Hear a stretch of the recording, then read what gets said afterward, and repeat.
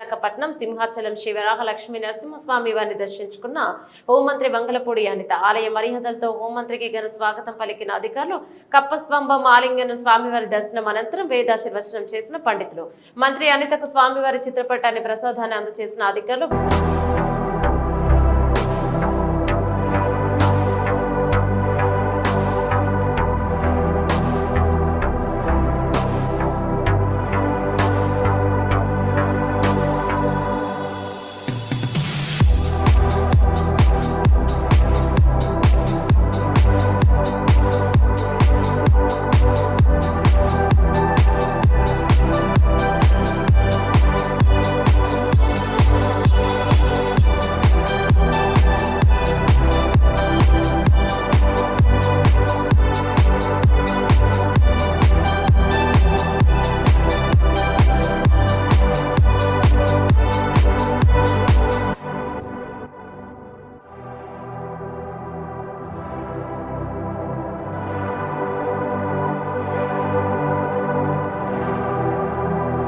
జాతీయ నర్సుల దినోత్సవం సందర్భంగా ఏపీ డిప్యూటీ సీఎం పవన్ కళ్యాణ్ నర్సులను సన్మానించారు. నిస్వార్థంగా నర్సులు అందించే సేవలు వెలకట్టలేనివని ఆయన కొనియాడారు.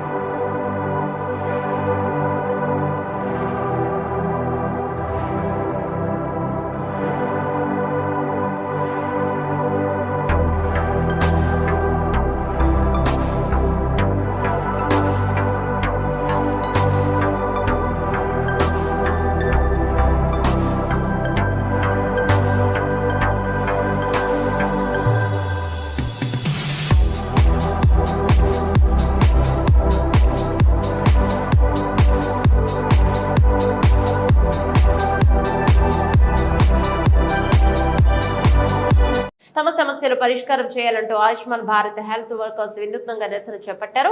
ఏరోబిక్స్ ను నూతన ప్రదర్శనిస్తూ తమ డిమాండ్లను ప్రభుత్వానికి చేరే విధంగా నిరసన చేపట్టారు.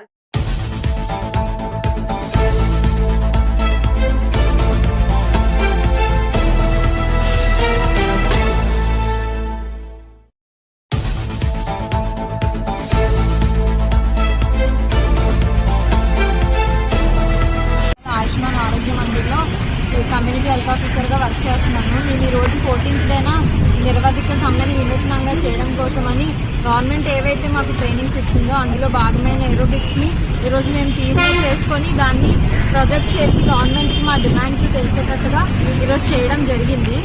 దాంతోపాటు మాకు ముఖ్యంగా 4 డిమాండ్స్ అన్నీ ఉన్నాయి. మొదటిగా 6 సంవత్సరాలు దాటిన ప్రతి CHOని ఆయుష్మాన్ భారత్ గైడ్ లైన్స్ ప్రకారము రెగ్యులరైజేషన్ చేస్తామని మాకు ఇచ్చిన గైడ్ లైన్స్ లో ఉంది. కానీ ఆ ప్రకారం ఎవరిని రెగ్యులరైజేషన్ అనేది చేయలేదు. దయచేసి ఎవరైతే 6 years కంప్లీట్ చేసుకున్నారో ప్రతి CHOని రెగ్యులరైజ్ చేయాలని గవర్నమెంట్ ని మేము రిక్వెస్ట్ చేస్తున్నాము. దయచేసి మేము ఇది గవర్నమెంట్ కి ఆపోజిట్ గా చేయట్లేదు. మా ప్రాబ్లమ్స్ ఇలా ఉన్నాయి అని చెప్పి మీ వరకు చేరడం కోసం దానికోసం మాత్రమే మేము ఈ సమ్మె అనేది చేస్తున్నాము. దీంతో పాటు సెకండ్ది 23% హైక్ అనేది మాకు ఇవ్వలేదు. దయచేసి అన్ని క్యాడర్లతో సమానంగా NHM అండర్లో మేము కూడా ఉన్నాం కాబట్టి మా క్యాడర్కి కూడా 23% చట్టాలను ఉల్లంఘించి మహిళల అక్రమ అరెస్టులు 2 రోజుల క్రితం కంతేరు ఎంపీటీసీగా ఉన్న కల్పన అనే దళిత మహిళను అరెస్ట్ చేసిన తీరు పోలీసుల వ్యవస్థను ప్రజలు చీదరించుకునేలా ఉంది. ఊరిలో జరిగిన సంఘటన విషయంలో అక్రమ కేసు నమోదు చేయడమే కాకుండా నైటీలో రాలేను అనే చీర కట్టుకొని వస్తానని ఆమె పోలీసులను వేడుకున్నా వినకుండా లాక్కుని పోయిన ఘటన గురించి తెలిసి ప్రజాస్వామ్యవాదులు అసహనాన్ని వ్యక్తం చేస్తున్న మాజీ మంత్రి శైలజనాథ్ అన్నారు. ఏంటి అసలు అర్థం కావడంలే. మొన్న పాపం ఆ అమ్మాయి ఎంపీటీసీ కంతేరు కల్పన ఎస్సీ అమ్మాయి. నేను దాన్నేమి ఎస్సీ అమ్మాయి అనే దాన్ని ప్రత్యేకంగా వాడదలుచుకోలే, కానీ but she's a MPTC belongs to Dalit community. ఆ ఊర్లో పిల్లల మధ్య గొడవ జరిగితే ఆమె మీద కేసు పెట్టారు. ఆమె మీద కేసు పెడితే మీరు లక్షణంగా ఎంపీటీసీ, ఆమె భారత రాజ్యాంగం మీద ప్రమాణం చేసిన ఒక ప్రజాప్రతినిధి. ఆమె ఇంటికి రాత్రి 3 గంటలకు ఆ టైంలో వెళ్ళి ఆ అక్కయ్య నేను నైటీలో ఉన్నాను, చీర కట్టుకొని వస్తాను, కోక కట్టుకొని వస్తాను అని చెప్తే కూడా మీరు వినకుండా తీసుకెళ్ళి ఆమె పైన కేసు పెట్టారే. ప్రొద్దున్నే మీరు సూర్యోదయం తర్వాత మేము అరెస్ట్ చేశామని కోర్టుకు చెప్పారే. నేను అడుగుతా ఉన్నాను, మనందరం రాసుకునే, మీ డిపార్ట్మెంట్లంతా రాసుకునే సత్యమేవ జయతే అనే పదం ఇక్కడ ఏ విధంగా అన్వయిస్తారో చెప్పాలి మీరు. మీ దగ్గర ఏమీ లేదు.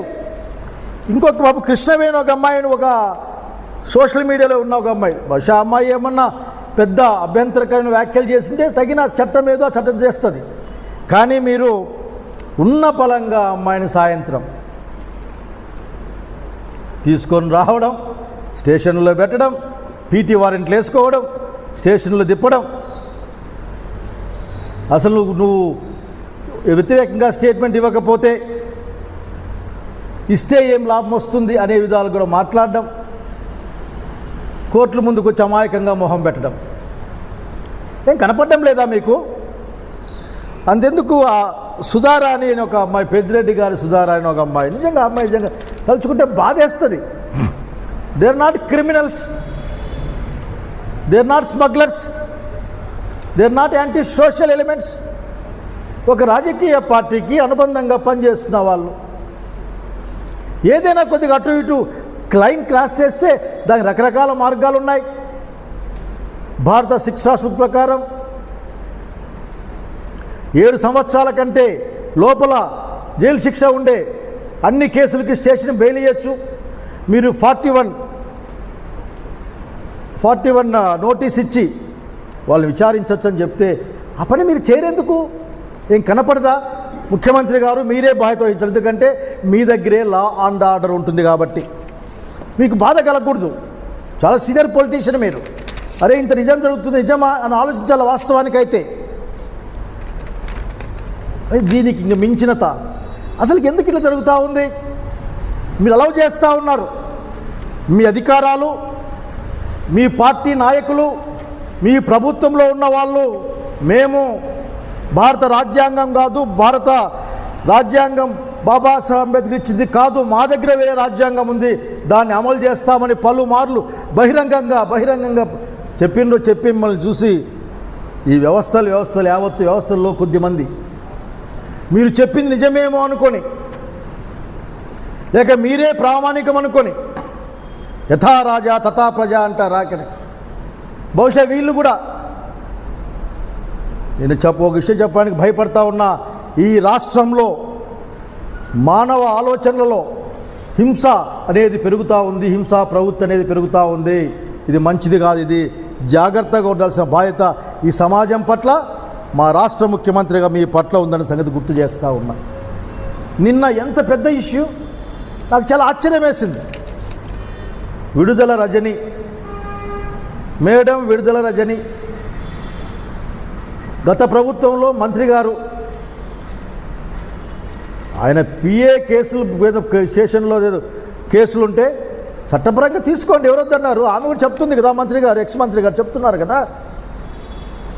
ఎందుకు అరెస్ట్ చేస్తున్నారు చెప్పరు. పోలీసు వారు మీ మాన్యువల్ని పరిశీలిస్తే అరెస్ట్ చేసిన తర్వాత ఎందుకు అరెస్ట్ చేస్తున్నారో చెప్పాల్సిన బాధ్యత ఉందన్న సంగతి గుర్తు చేస్తూ ఉన్నాను. పాపం సుధారాణి ఇష్యూ మళ్ళీ ఒకసారి గుర్తు తెచ్చుకుని నాకు నన్ను చాలా చూసిన ఎందుకబ్బా ఇట్లా సమాజం ఇట్లా అయిపోతుంది అనుకున్న సంఘటన అది. ఆ ఊరు వదిలిపెట్టి, చిలకలూరిపేట కాన్స్టిట్యుయెన్సీ అనుకుంటారు, ఆ ఊరు వదిలిపెట్టి తెలంగాణలో ఉండి హస్బెండ్తో ఆ అబ్బాయికి ఏ సోషల్ మీడియా ప్లాట్ఫామ్ వాడడం కూడా రాదు, వెంకటరెడ్డి అనుకుంటా పేరు, 2 పిల్లలతో సినిమాకో గుడికో పోతూ ఉంటే ఉన్న పొలంగా లాక్కెళ్ళి పిల్లల్ని బంధువులకు అప్పగించి 3 రోజులు విశాఖపట్నం సింహాచలం శ్రీ వరాహ లక్ష్మీ నరసింహస్వామి వారిని దర్శించుకున్న హోంమంత్రి వంగలపూడి అనిత ఆలయ మర్యాదలతో హోంమంత్రికి ఘన స్వాగతం పలికిన అధికారులు, కప్పస్వంభం ఆలింగనం స్వామివారి దర్శనం అనంతరం వేదాశీర్వచనం చేసిన పండితులు, మంత్రి అనితకు స్వామివారి చిత్రపటాన్ని ప్రసాదాన్ని అందజేసిన అధికారులు.